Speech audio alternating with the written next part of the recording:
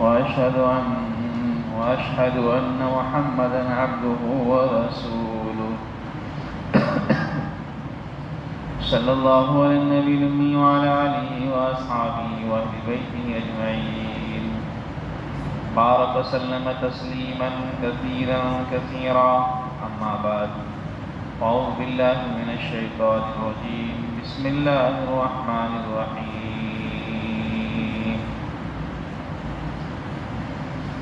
إن الذين قالوا ربنا الله ثم استقاموا تتنزل عليهم الملائكة ألا تخافوا ولا تحزنوا وابشروا بالجنة التي كنتم توعدون نحن أولياؤكم في الحياة الدنيا وفي الآخرة ولكم فيها ما تشتهي أنفسكم ولكم فيها ما تدعون نزلا من غفور رحيم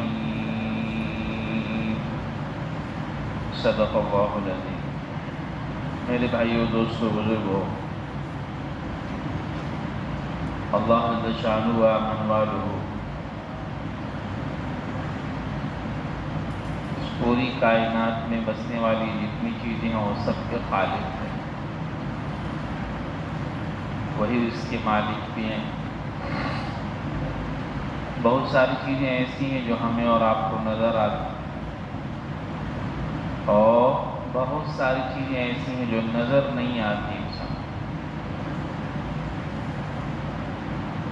زمین کے اندر میں ہے، پانی میں ہے، ان مخلوقات کا بھی خالق تنہا صرف اللہ ہے،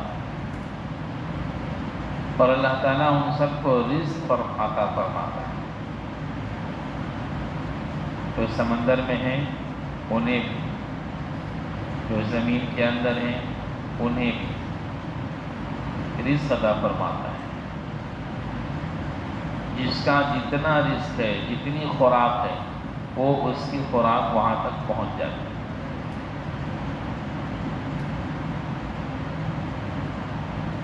میرے بھائیو، دوستو، بزرگو، اس اللہ تعالیٰ کے تعارف کے لیے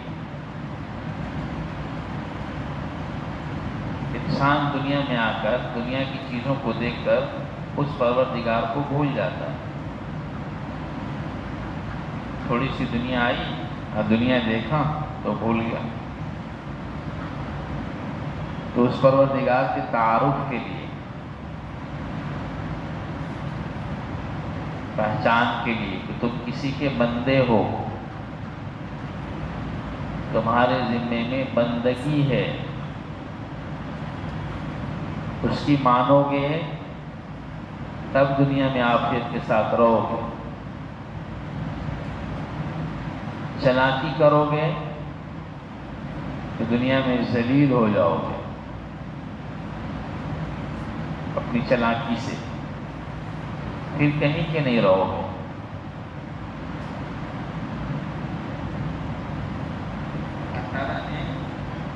اس کے لیے قرآن پاک میں اور جناب رسول اللہ صلی اللہ علیہ وسلم نے احادیث میں پچھلی امتوں کے واقعات بیان کیے گئے، احوال بتائے گئے۔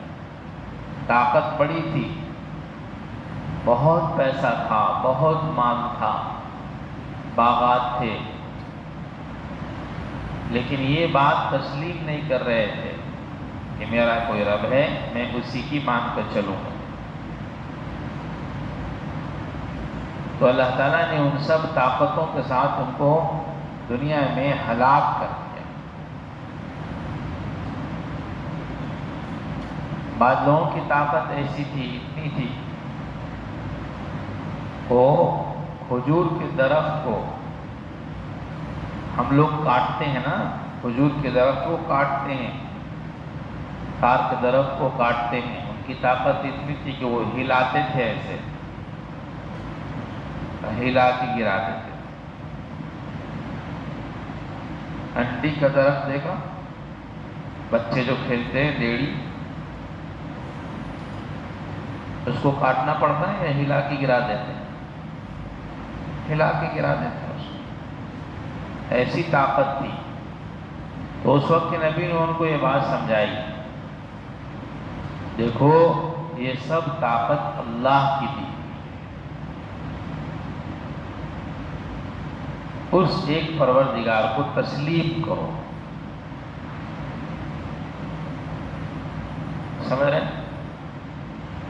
انسان ہے نا، انسان کچھ سوچتا ہے، انسان کچھ سوچتا ہے بیٹھ کر، کہاں سے؟ تو یہ سمجھتا ہے کہ میرے پاس دماغ ہے، اس سے میں سوچ رہا ہوں۔ ہے کیا اس دماغ میں؟ بھیجا دیکھا مغز نکلتا ہے تو ہے کیا اس میں؟ کچھ نہیں ہے، اس میں سوچنے کی صلاحیت اللہ ڈالتے ہیں۔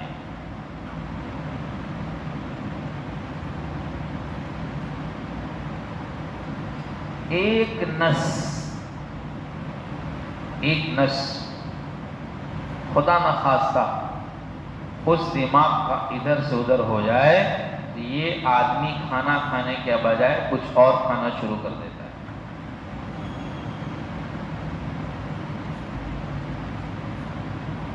بعض نس انسان کے اندر ایسے ہیں،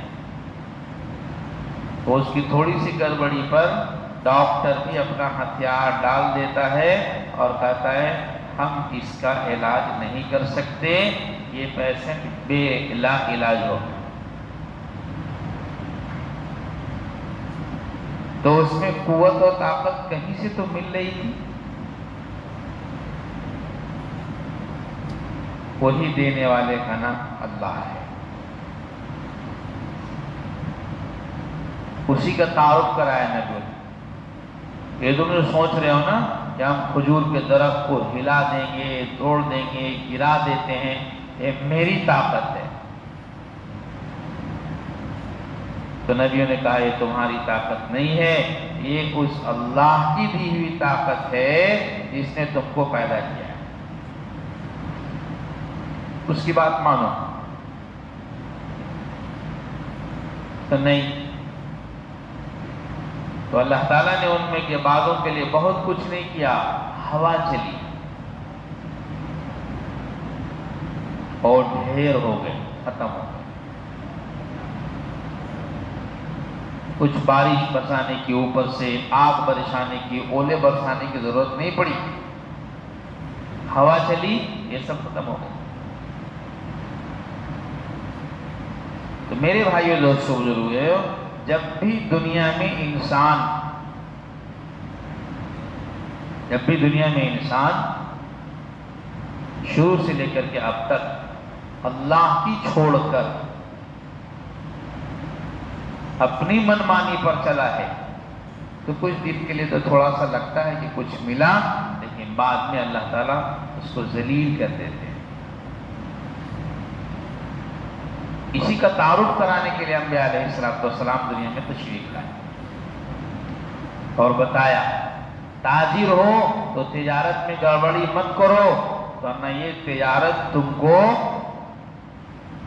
خسارے میں ڈالے گی۔ کیا ہوگا کہ تمہاری یہ تجارت کی گڑبڑیاں لوگوں میں جائیں گی، اب لوگ تمہیں دھوکے باز کہیں گے۔ کچھ دن تو ڈپلیکیٹ مال بیچ کر کے اپنا وہ سارا سامان بنا لو گے، لیکن جب لوگوں کو پتہ چل جائے گا یہ تاجر ہے، مال ڈپلیکیٹ بیچتا ہے، تو اب تمہاری دکان بند ہو جائے گی۔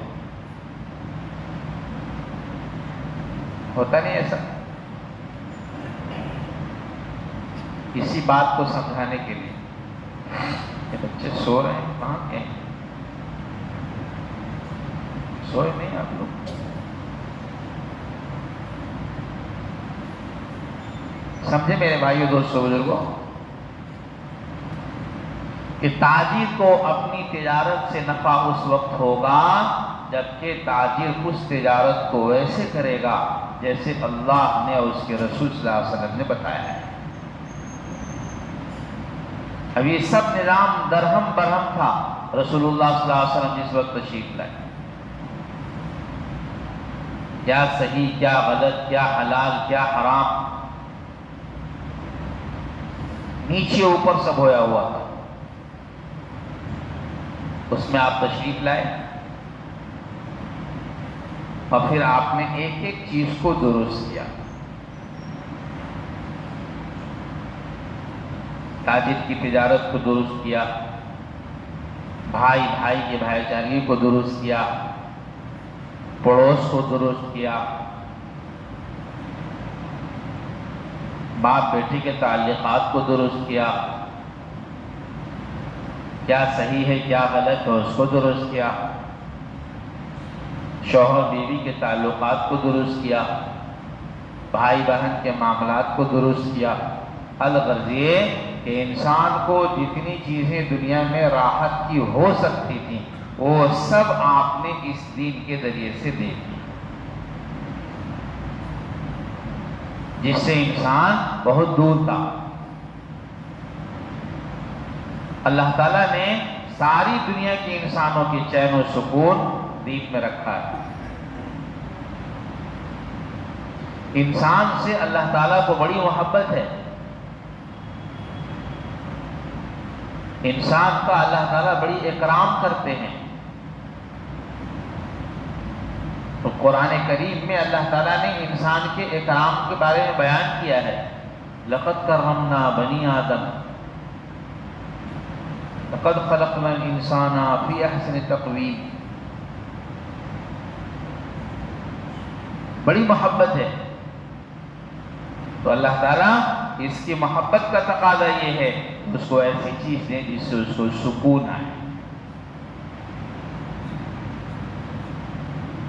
ماں کو بیٹے سے بڑی محبت ہوتی ہے تو ماں کوئی پریشان ہونے والی چیز نہیں دیتی بیٹے کو۔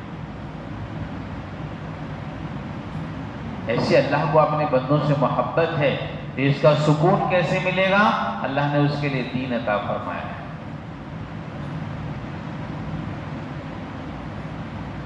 اس کے علاوہ اگر کوئی چیز ہوتی جس سے انسانوں کو سکون ملتا تو اللہ تعالیٰ اس کو وہ چیز عطا فرماتا۔ جیسے دو مثالیں سمجھو۔ مچھلی ہے تو مچھلی کا سکون کہاں ہے؟ جی، اب وہ مچھلی تالاب کی بڑی بڑی مچھلیاں، اتنی بڑی مچھلیاں جو سمندر میں چل کر پانی کے جہاز کو بھی ہلا دے۔ اب تو مشینیں لگا دی گئی، نیچے میں جہاز میں مشینیں لگی رہتی ہیں تو اب وہ مچھلیاں نہیں ہوتی۔ انہیں اتنی بڑی مچھلی ایسی منہ پھاڑے اور پورا پانی کا جہاز اندر، جہاز چھوٹا بھی بڑا بھی ہر طرح کا ہوتا، انسان اس میں پورا اندر چلا جائے اس مچھلی کے اندر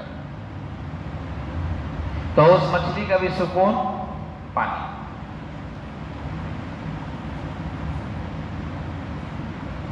چھوٹی مچھلی ہے تو ندی میں ہوتی ہے، نالے میں ہوتی ہے، ان مچھلیوں کو عافیت کہاں ملے گی؟ پانی۔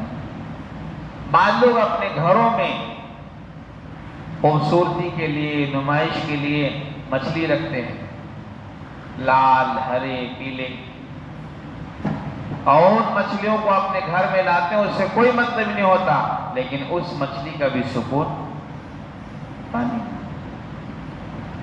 تو اللہ تعالیٰ نے اپنے دانے سے مچھلیوں کو پیدا کیا، اس کی سکون پانی میں کیا۔ انسان اس کو ہٹا کر گدے پر لا کر کے رکھ کر کے اس کو بہترین گدے پر سلائے تو تڑپے گی، پریشان ہو جائے۔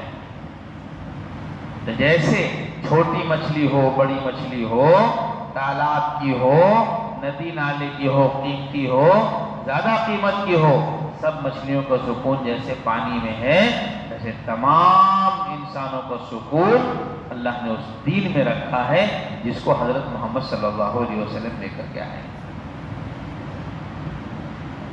پیاس پانی سے بجھتی ہے، ٹھنڈی چیز سے نہیں بجھتی ہے۔ پیاس لگی ہوئی ہے، کولڈ ڈرنک پی لیں تو تھوڑی دیر کے لیے یہ حلق جو ہے نا وہ ٹھنڈا ہوگا لیکن پیاس نہیں بجھے گی۔ میری بات اگر نہ سمجھ میں آ رہی ہو تو کبھی آزما کے دیکھنا۔ کیوں؟ اللہ نے پیاس بجھانے کی صلاحیت پانی میں رکھ دی ہے، کولڈ ڈرنک میں نہیں رکھی۔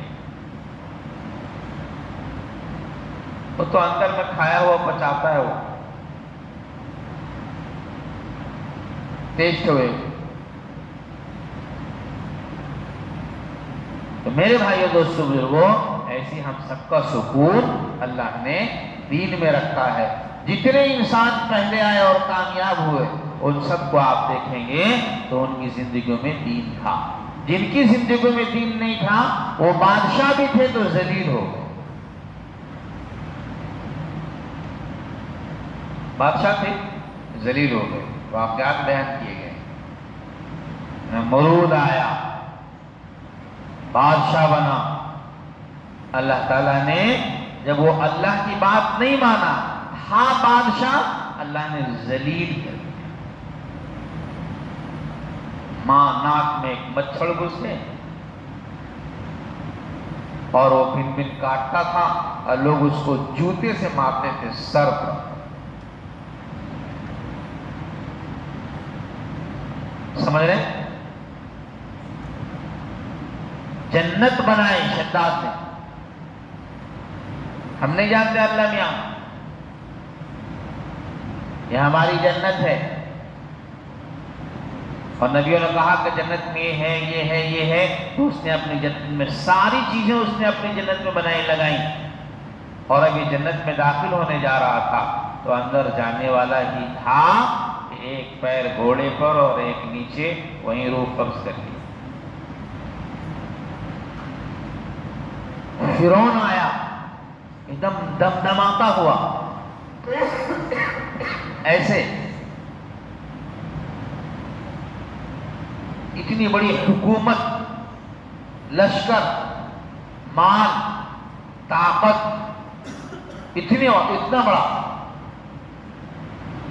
تو اس نے کہنا شروع کر دیا انا ربکم الاعلی، میں خدا ہوں۔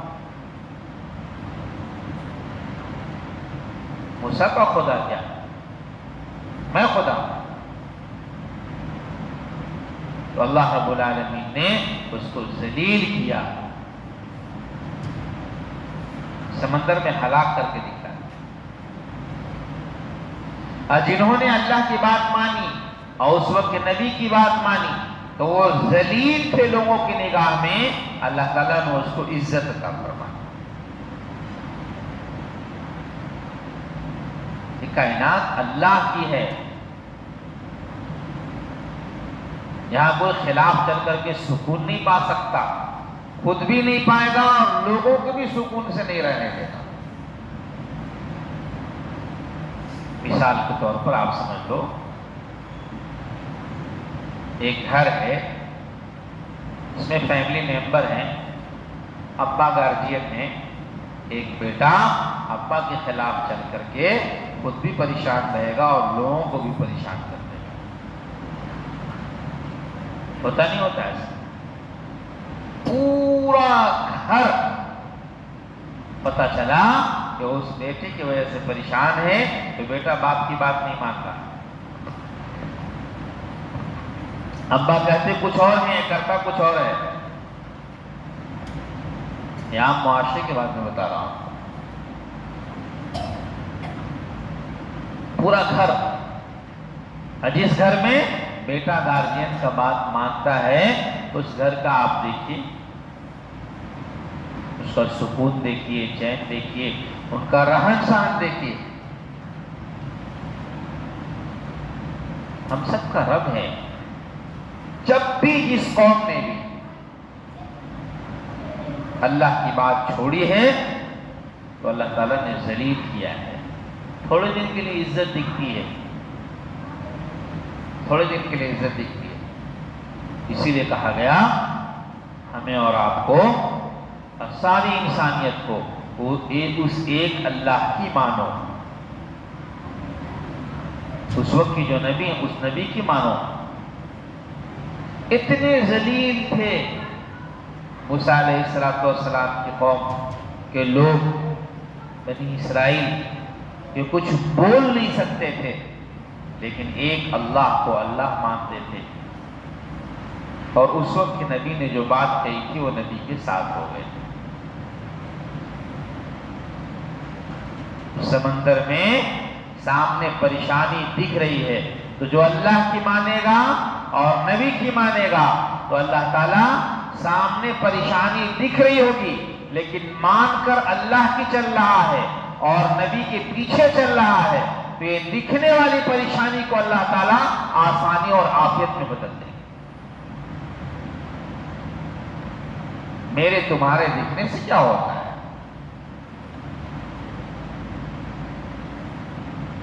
دکھنے سے کیا ہوتا ہے؟ لیکن چونکہ میرے بھائیو دوستو بزرگوں، اللہ اس کے رسول کا تذکرہ نہیں ہونے کی وجہ سے سارا نیچے اوپر ہمارا تار بگڑ گیا۔ ہم بھی تاکنے لگے ویسے ہی انہی لوگوں کے طرف۔ حضرت محمد صلی اللہ علیہ وسلم کو منع کیا گیا تھا، آپ ان کے مال کی طرف آنکھ اٹھا کر کے نہ دیکھیں۔ ہم بھی دیکھنے لگے، وہیں ہمیں سکون ملے گا۔ نہیں میرے بھائی دوستو بزرگوں، اگر ہوتا تو اللہ تعالیٰ اپنے نبی کی اس بات کی تعلیم دیتے کہ جائیے اور امت کے لوگوں کو یہ بات کہیے۔ دین نہیں ہوگا زندگی میں، دین نہیں ہوگا، مال آئے گا تو اس کا استعمال غلط ہو جائے گا۔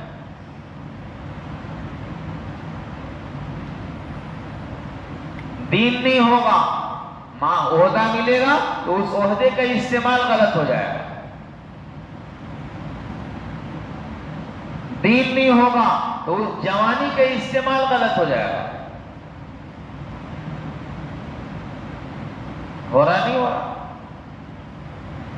اس وقت میں دنیا جتنی چیزوں کو دیکھ رہی ہے، اس دھرتی پر، اس زمین پر، اس زمین کے پیٹھ پر جتنی ٹیکنالوجیاں ہیں، آج سے پہلے اس زمین نے اتنی ٹیکنالوجی نہیں دیکھی۔ ایک آدمی کہاں بیٹھا ہے؟ امریکہ میں بیٹھا ہے، اور اس آدمی سے بات کرنی ہو تو سامنے رکھ کر کے بات کر لو، ایسا جیسے وہ آدمی سامنے بیٹھا ہے۔ ہے ایک دم تازی بات، بس صرف ہاتھ ملانا باقی ہے۔ یہی بات ہے نا؟ کیسے ہیں، کیا ہیں، بیمار پڑ گئے تو دکھ رہے ہیں، بیمار پڑ گئے تو کتنا کم ہوا، کتنا زیادہ ہوا، آنکھ کتنی دھسی، آنکھ کتنی نکلی، سب دیکھ رہا ہے آدمی۔ لیکن آپ جا کر کے لوگوں کو کندھے پہ ہاتھ رکھ کر کے پوچھئے کہ آج سے 50 سال پہلے انسانیت سکون میں تھی یا آج سکون میں ہے؟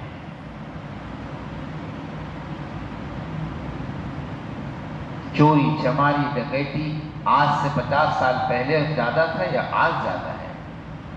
ایسے گلا کاٹ رہا ہے انسان کا، ایسے گلا کاٹ رہا ہے کہ گلا کٹوانے والا بھی گلا کٹائے بغیر وہ اپنے آپ کو محسوس نہیں کر رہا کہ کٹائے بغیر چارہ ہی نہیں،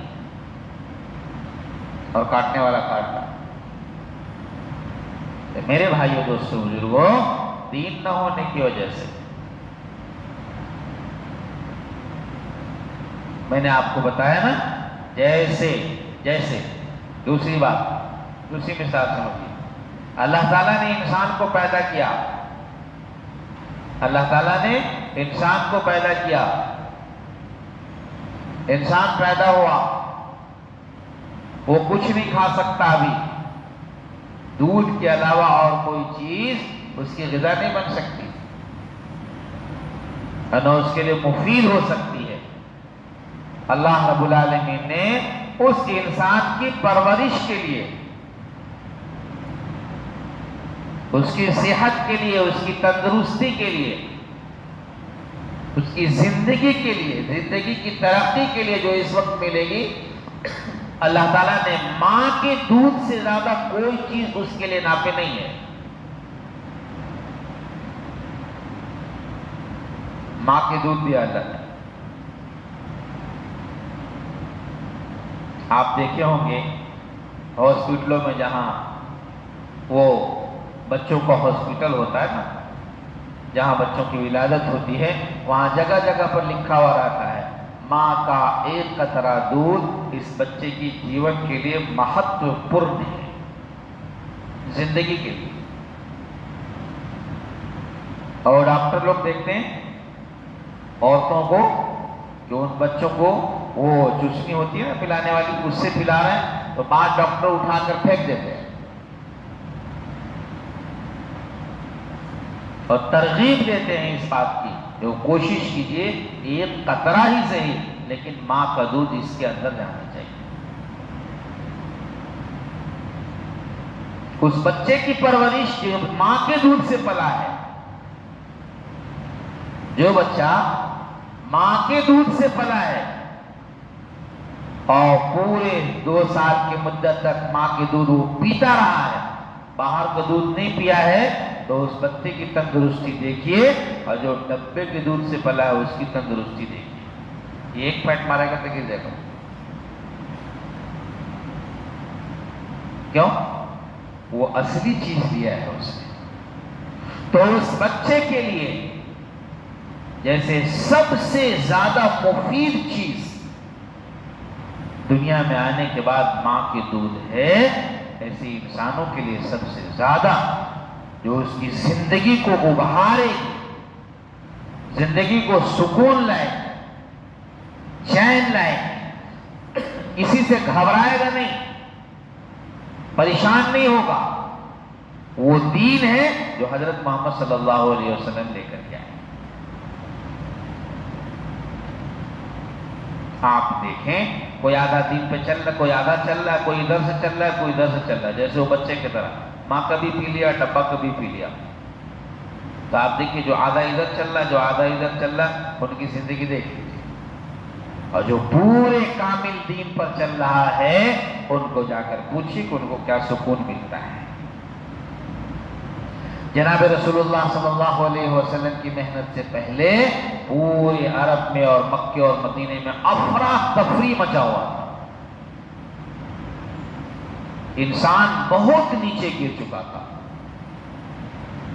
اس وقت کی تاریخ پڑھی جاتی ہے اور دیکھی جاتی ہے نا، تو اس میں دکھتی ہے اس تاریخ میں کہ پڑھنے کے بعد ایسا لگتا ہے کہ انسان ایسا بھی کر سکتا ہے، انسان دوسرے انسان کی کھوپڑی میں اس کا خون نکال کر کے بھی پی سکتا ہے، انسان اپنی ہی بچی کو زندہ زمین میں درگور کر دے گا، انسان کوئی اگر معاشرے میں کسی کے انتقال ہو جائے تو اس کی بیوی کو ایسے کر دے گا جیسے وہ بیوی معاشرے کی سب سے گندی عورت، بڑا چھوٹے کو اوپر چڑھا رہے گا، طاقتور کمزوروں کو دبائے رہے گا۔ یہ زندگیاں تھی، آپ پڑھیں گے نا دیکھیں گے، اسی لیے اس کو کہا گیا زمانے جاہلیت۔ صحابہ کرام ایک ملک سے دوسرے ملک میں گئے نا، تو محمد صلی اللہ علیہ وسلم کے آنے کے بعد جو چیزیں ملی انہوں نے وہاں بتایا، حبشہ میں جا کر ایک نئی زندگی ہمیں ملی۔ بھائی پورا مال دبوچے ہوئے تھا، بہنوں کو نہیں دے رہا تھا، کوئی بچہ یتیم ہو گیا تو اس کا پورا مال لے لیا جا رہا۔ اب محمد صلی اللہ علیہ وسلم تشریف لائے، آپ نے وہ دین کا چشمہ اور دین کا پانی لوگوں کو پلانا شروع کیا۔ اب لوگوں کی زندگیوں میں دین آنے لگا۔ تو ایک پڑوسی کو چاہیے تھا کہ میرا پڑوسی میرا خیر خواہ ہو، ہمارا پڑوسی ہمارا خیر خواہ ہو، جو وقت پر ہماری مدد کرے، ایسا نہیں کہ ہمارا پڑوسی ہم سے جلنے والا ہو۔ ایک منزل ہمارے تھے تو اب ہمارے 2 منزل ہو گئے، تو اب پڑوسی کو نیند نہیں آ رہی۔ کب ہوگا؟ جب دین نہیں ہوگا تو اب صحابہ کو پڑوسی ملے کیسے؟ میرے بھائی اور دوستوں بزرگوں، یہ سب قصے اور کہانی نہیں ہے صرف، آج بھی ویسا ہی ہوگا، آج ہماری زندگیوں میں دین ہوگا تب، اس لیے محنت کرائی جا رہی ہے۔ ہم تو بہت نیچے چلے گئے، رب کی بات ہی نہ مانی، نبی کی بات ہی نہ مانی، اپنی چالاکی سوچنے لگے، جس کی وجہ سے کچھ چالاکی کے سوچنے کی وجہ سے کہیں کے نہ رہے، اب کوئی پوچھنے والا نہیں۔ ایک مثال دیا ہے بڑی اچھی، جو آدمی اپنے مالک سے نکل جاتا ہے تو دنیا میں ایسے ذلیل ہو جاتا ہے کہ اب اسے کوئی اٹھانے کے لیے تیار نہیں ہوتا ہے۔ سمجھ رہے ہیں؟ ہمیں ایک حدود بنائے گئے، اس دائرے میں رہنا، باپ ہو تو اس دائرے میں رہو، بیٹا ہو تو اس دائرے میں رہو، شوہر ہو تو اس دائرے میں رہو، بوڑھا ہو تو اس دائرے میں رہو، جوان ہو تو اس دائرے میں رہو، اس دائرے سے مت نکلنا۔ اگر نکلا تو پھر کہیں کے نہ رہو گے۔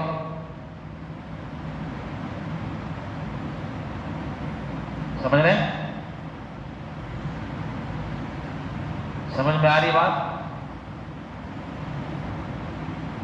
شاہین میں بچے پڑھتے ہیں، یہ تمہارا کھیلنے کا وقت، یہ تمہارا پڑھنے کا وقت، یہ تمہارا سونے کا وقت۔ اب جو بچے ان کی پابندی کریں گے نا تو اس کی پابندی سے یہ بچے کل اس جگہ تک پہنچ جائیں گے جہاں کے لیے وہ آئے ہیں۔ شاید ہی 100 لوگ اگر کسی چیز کی محنت میں لگے ہوئے ہوں اور بالکل جیسے محنت کرنی ہو اسی محنت میں ویسے ہی لگے ہوئے ہوں تو ان 100 لوگوں میں سے 90 لوگوں کا رزلٹ تو آ ہی جاتا ہے۔ کبھی دیکھا جو دائرے کے اندر رہ کر کے کام کرنے والا ناکامیاب ہوتا ہے؟ اگر نہیں بھی ہوا تو وہ سماج میں نکل کر ایک پروفیشنل کہلاتا ہے، اس کی تہذیب الگ ہوتی ہے، اس کا طریقہ الگ ہوتا ہے، اس کا بولنے کا، چالنے کا۔ جس نے چلاکی کی جہاں بھی ہو تو اس کی اس چلاکی باہر میں جانے کے بعد اس کو ذلیل کر دیتی۔ عرب میں لوگ بکریوں کو باہر رکھا کرتے ہیں، باہر میں رکھتے تھے، اور اس بکری کے دروازے پر بہت زیادہ کچھ دروازہ نہیں لگاتے تھے، ایسی پٹرا وغیرہ لگاتے تھے۔ آپ اس کو سمجھیے کہ ہمارے یہاں پہلے لوگ مرغی پالتے تھے، تو اس مرغی کو کھوڑلا کہتے، کھوڑلا، اور اس میں کوئی دروازہ نہیں لگاتے تھے، ایسے پٹرا لگا دیتے تھے تاکہ مرغیاں باہر نہ آئیں۔ ویسی انہوں نے بنا رکھا تھا، اندر میں بکریاں تھیں۔ رات کی چاندنی، چاند کی روشنی، ایک بکری کا بچہ باہر آیا دروازے کے پاس، اس کو روشنی نظر آئی تو وہ سٹک کے نکل گیا، باہر نکلا، گیا باہر، دیکھا گھاس ہے، اب وہ گھاس کھانے لگا، بہترین چاند کی روشنی ہے، دل میں کہہ رہا ہے بیوقوف لوگ سب باہر، اندر بیٹھا ہوا ہے۔ سمجھ رہے ہیں؟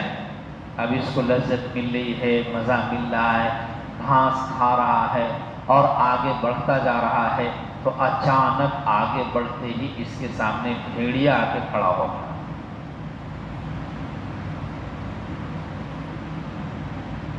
جب اس کے سامنے بھیڑیا آیا، بھیڑیا جب اس کے سامنے کھڑا ہوا تب اس کا دماغ کام نہیں کر رہا، اس لیے کہ جہاں سے نکل کے آیا تھا اب تو داخل نہیں ہو سکتا نا۔ بھیڑی نے اس کو پکڑا، جتنا نوچنا تھا نوچا، اور نوچ کر کے چھوڑ کر کے چلا گیا۔ صبح میں مالک آیا، مالک نے اس کو دیکھا، یہ تو میرا بچہ ہے بکری کا، لیکن اس کو نوچ دیا گیا ہے، اس کو اٹھا کے لے جائے گا، ذبح کر کے گوشت کھائے گا، چلا چلا کر کے وہ اسی مر جائے گا۔ میرے بھائیوں، دوستوں، بزرگوں، ہم نے چالاکی کی ہے، چالاکی ملایا ہے ہم نے حضرت محمد صلی اللہ علیہ وسلم کے طریقوں میں، یہ بھی ادھر کبھی ادھر کبھی ادھر کبھی ادھر کبھی ادھر کبھی، اور ہم نے پورا حلیہ بگاڑ دیا اللہ اس کے رسول کے احکامات کا۔ آج ہماری حالت یہی ہے کہ دنیا کا کوئی قوم ہم کو اٹھانے کے لیے تیار نہیں ہے۔ اسی لیے فرمایا تم پہ ذلتیں مسلط کر دی جائیں، ذلتیں مسلط کر دی جائیں، ذلیل ہو جاؤ، دنیا میں کوئی حیثیت تمہاری نہیں رہے گی۔ یاد رکھنا، میں مفہوم بتا رہا ہوں، یاد رکھنا، اگر دنیا میں پھر سے حیثیت پہ آنا چاہتے ہو اور اس جگہ پہ آنا چاہتے ہو، کوئی چیز نہیں لا سکتی، کوئی چیز نہیں لا سکتی۔ ایک چیز ہے جو تمہیں پھر حیثیت پہ لا کر کے کھڑی کر دے گی، وہ دین ہے حضرت محمد صلی اللہ علیہ وسلم۔ تاریخ دیکھیے نا، پڑھیے موقع ملے تو۔ کچھ نہیں تھے صحابہ، عرب کے لوگ، مکے کے لوگ، مدینے کے لوگ، کچھ نہیں تھے، ذلیل قوم سمجھی جاتی تھی، لیکن جب انہوں نے اللہ کی بات کو پوری اللہ کی بات کو اور رسول اللہ صلی اللہ علیہ وسلم کی بات کو پوری طور پر جب انہیں پکڑ لیا تو وہ ذلیل قوم کو اللہ تعالیٰ نے وہ عزت عطا فرمائی کہ ملکوں کا گورنر بنایا تھا، اور ممالک ان کے سامنے، ممالک کے بادشاہوں کو ان کے سامنے ان کے قدموں میں گرا کر کے اللہ نے دکھلا دیا۔ تو میرے بھائیو، دوستوں، بزرگوں، آج ہمیں بھی اور آپ کو بھی اسی طرح سے محنت کرنی پڑے گی، چند لوگوں سے کام نہیں ہوگا۔ ابھی تو ہماری حالت کیا ہے، ہم ہیں کہاں پر، بحیثیت مسلمان کے ہم ہیں کہاں پر، یہ دیکھنا ہو تو مساجد میں مہینے میں کہیں اس مسجد میں فجر پڑھیے، کہیں اس مسجد میں فجر پڑھیے، کہیں اس مسجد میں فجر پڑھیے، اور پڑھ کر گھوم کر دیکھ لیجئے کہ اس وقت میں ہم ہیں کہاں پر نماز کے اعتبار سے، اور چیزوں تو دور۔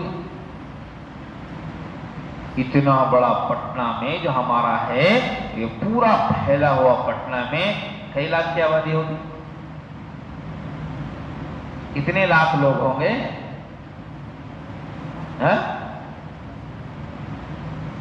10 لاکھ ہوں گے۔ آپ گھوم کر کے دیکھ لو، تمام پٹنہ شہر کی مساجد میں گھوم کر کے آئیے اور دیکھیے، فجر کی نماز ہر ایک جگہ پڑھ کر کے دیکھ لیجئے تو آپ کو 50,000 آدمی بھی فجر میں نہ ملیں گے، 10 لاکھ تو میں بہت کہہ دیا۔ ایمان کے بعد جو سب سے پہلی چیز ہے نا، وہاں ہم اس جگہ پر ہیں۔ فیصد نکالیں گے نا، فیصد، مسلمان پریشان ہیں، مسلمان پریشان ہیں، مسلمان پریشان ہیں، جی مسلمان کسی سے نہیں، خود سے پریشان ہیں۔ ابھی ہم مدینہ منورہ میں تھے، ایک بزرگ کہہ رہے تھے، دین پر اگر چلو گے، ملک غیروں کا ہاں، ملک غیروں کا ہوگا لیکن قانون تمہارا چلے گا،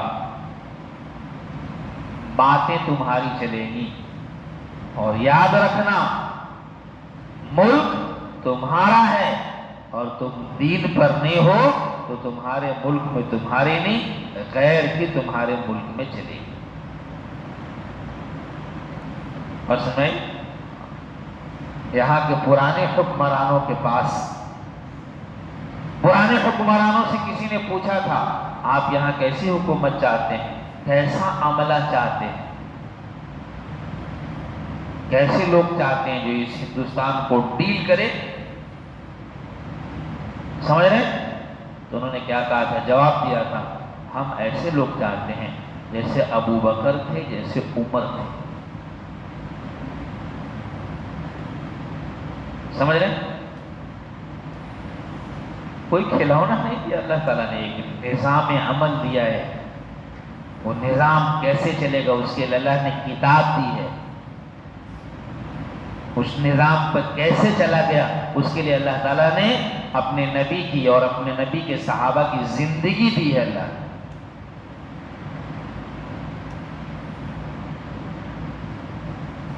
ممالک اللہ تعالیٰ نے اس کے ذریعے سے فتح کرائے۔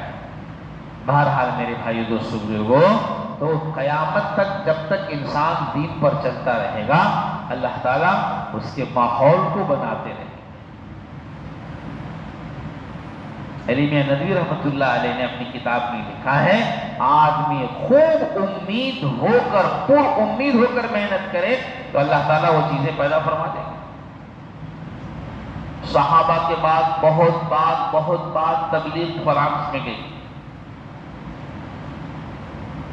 مسلمان فرانس کے تبلیغ لے کر، سب مسلمان ایسے زندگی گزار رہے تھے جیسے غیر، وہ زندگیاں اس سے سمجھ میں آ جائیں گی، اس میں پورے ملک میں ایک مسجد تھی، اچھے خاصے مسلمانوں کی تعداد، لیکن مسلمانوں کی جماعت کو امید کے ساتھ محنت کی، تو آج سے 2008 میں ہم وقت لگا رہے تھے فرانس والوں کے ساتھ، انہوں نے کہا آج اس وقت ہمارے ملک میں 5000 مساجد ہیں اور مسلح ہیں۔ تو میرے بھائی دوستو بزرگوں، حضور اکرم صلی اللہ علیہ وسلم کا لائے ہوا دین اور آپ کی یہ محنت روشنی کی طرح ہے، اندھیرا ہوا روشنی جلائے تو اندھیرا دور ہوگا، ایسی اس بے دینی کے دور میں یہ محنت اس بے دینی کو ختم کر کے لوگوں کو روشنی پر لائے، حق پر لائے، صحیح پر لائے گی، جائز پر لائے گی، حلال پر لائے گی، اب لوگوں کی زندگیاں اچھی ہو جائیں۔ جس کے لیے میرے بھائی دوستو بزرگوں، ہمیں اور آپ کو اس محنت کا ذمہ دار بنایا گیا ہے، ہمارے ذمے میں ہے کہ ایسا ماحول قائم کرے۔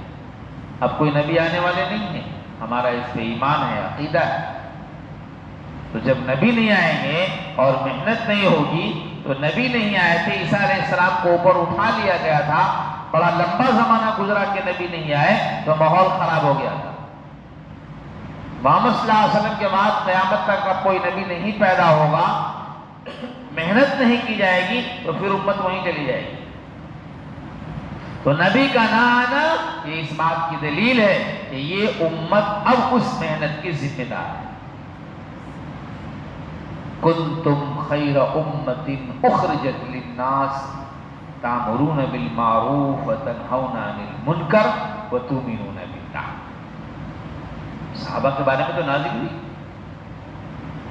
پوری امت اس سے، یہ امت خیر پر اس وقت رہے گی، ہم خیر پر اس وقت رہیں گے جبکہ ہم جس مقصد کے لیے پیدا کیے گئے، جس مقصد کے لیے نکالے گئے اور بھیجے گئے، اس مقصد کے پر ہم قائم رہیں گے، تب ہم سے لوگوں میں خیر پھیلے گا، خیر وجود میں آئے گا، اور یہی نہیں پھر لوگ بھی ہمیں خیر والے سمجھتے رہیں گے، اور نہیں تو پھر لوگوں کے دلوں میں سے ہماری بہتری بھی نکل جائے گی۔ اس لیے میرے بھائیو دوستو بزرگوں، یہ محنت ہمیں دی گئی ہے، جتنا دین ہے اتنا خیر غیروں کے دلوں میں ہمارے لیے ہے۔ انہیں دیکھیے پہلے اٹھا کر ہمارے بزرگ لوگ مثال دیا کرتے ہیں اور کہا کرتے ہیں، سامنے میں پڑوسی اگر بنیا تھا، اس کو اگر کہیں جانا ہوتا تھا اور کہیں جاتا تھا تو گھر کا تالا بند کر کے چابی مسلمان کو دے کے جاتا تھا۔ کہیں اچانک جانا ہو جاتا تھا اور بچی جوان تھی تو اس جوان بچی کو اس مسلمان کے گھر کے حوالے ان کی ذمہ داری دے کر کے جاتا تھا اور یہ سمجھتا تھا کہ یہ خیر والے لوگ ہیں، ہماری بچی کو ان سے کوئی نقصان نہیں پہنچے گا۔ اپنوں کے یہاں نہیں رکھ کے جاتا تھا، آپ کے یہاں رکھ کے جاتا تھا۔ کیوں؟ یہ امت خیر پہ تھی، لوگوں میں خیر کو پھیلا رہی ہے۔ تو اب خیر کو پھیلانے پر لوگوں کا اس سے خیر کی امید لوگوں کے دلوں میں بیٹھ گئی۔ سمجھ رہے ہیں بھائی؟ ایک نقصان نہیں ہوا ہے، بہت سارا نقصان ہوا ہے۔ لیکن میرے بھائی دوستو بزرگوں، اگر کوئی آدمی صبح میں گھر سے چلا گیا اور شام میں واپس آ گیا تو مثال دیتے ہیں صبح کا بھٹکا ہوا شام میں آیا تو اس کو بھلایا ہوا نہیں کہتے، بلایا ہوا نہیں کہتے۔ ایسے میرے بھائی دوستو بزرگوں، یہ ہمارے لیے کہ اللہ تعالیٰ نے اس وقت میں ہم کو یہ محنت عطا فرمائی ہے جس کے ذریعے سے پھر ہماری زندگیاں وہ نورانی بنیں گی، لوگوں میں اعتماد پیدا ہوں گے۔ تو اس کے لیے کہا جاتا ہے کہ آدمی اللہ کے راستے میں 4 مہینے کے لیے ایک بار ہمت کر کے نکلے۔ سب تیار ہیں انشاءاللہ؟ اگست کے پہلے ہفتے میں جماعت جاری ہے، تشکیل کن کی ہے بھائی؟